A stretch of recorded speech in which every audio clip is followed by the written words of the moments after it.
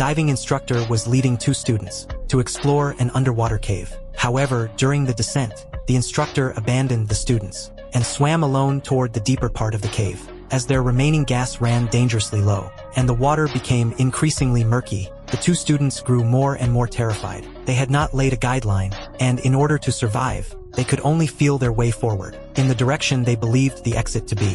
Why would an experienced diving instructor venture deep into the cave alone? And in the very moment before they separated, what exactly happened? This is the story of the Bay Springs Cave Diving Fatality. Bay Springs is located on the west coast of Florida. From an aerial view, it appears to be nothing more than a shallow coastal sea.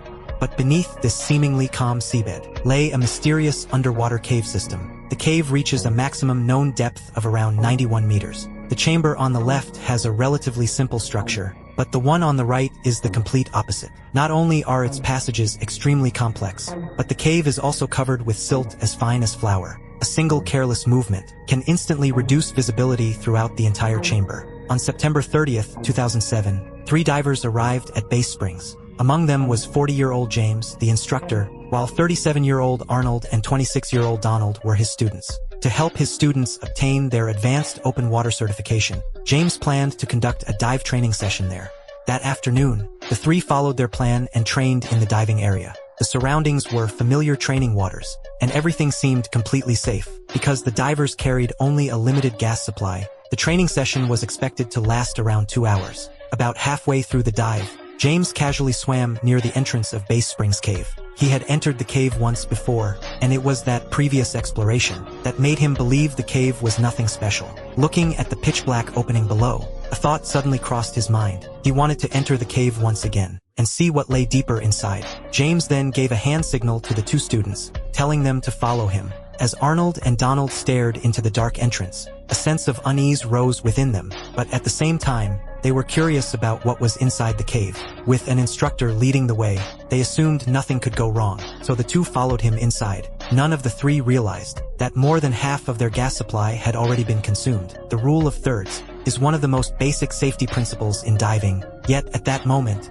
the 3 completely forgot this iron rule. As the depth increased, the once brightly lit diving environment grew darker and darker. They carried no guideline reel, nor did they have dive computers or backup cylinders. Deep inside the cave, all natural light vanished, and complete darkness surrounded them.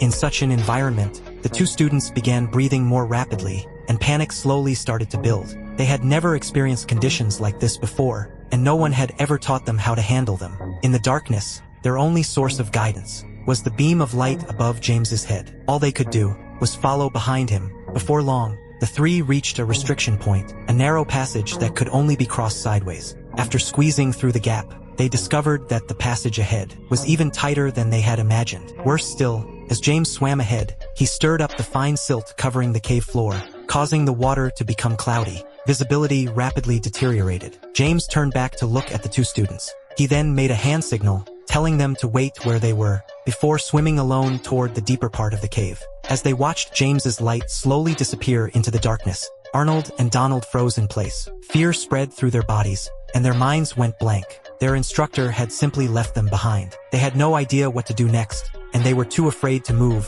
fearing James would not be able to find them when he returned. Second by second, time slowly passed. Arnold and Donald waited for 25 minutes, yet there was still no sign of James. At that moment, Arnold looked down at his pressure gauge and realized that they were running dangerously low on gas. If they continued waiting, they might never make it back out. Summoning all his courage, he slapped Donald hard on the shoulder, then pointed toward the direction they had come from. In the end, the 2 decided to stop waiting and attempt to return the way they came. Without a guideline to follow, they could only rely on memory to feel their way forward through the murky, silty water. Every few meters, they had to stop and confirm their direction, terrified of accidentally turning into the wrong passage. Fortunately, the tunnel on the left side did not contain many complicated branches. Eventually, the 2 managed to find the entrance they had used earlier. Ignoring decompression procedures, Arnold and Donald immediately surfaced. Back on the boat, they found no sign of James. The 2 returned to the cave entrance once again, and waited there for more than 10 minutes. But James's light never appeared.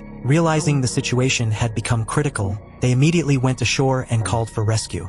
Professional cave divers did not arrive until the following morning. It took them only 1 hour, to locate James's body, inside a narrow passage about 30 meters underwater. His regulator had fallen from his mouth, and the gas in his cylinder had been completely exhausted. The cause of death was determined to be drowning. His body was wedged inside the tight passage. No one knows whether he became trapped there while struggling before death, or if the current carried him there afterward. No one truly knows why he abandoned the two students and ventured deeper into the cave alone. Some professionals speculate that James may have intended to scout the passage ahead, but the deeper sections of the cave were far more complex than he expected. Without a guideline to lead him back, he likely became disoriented in the darkness and eventually drowned after running out of gas.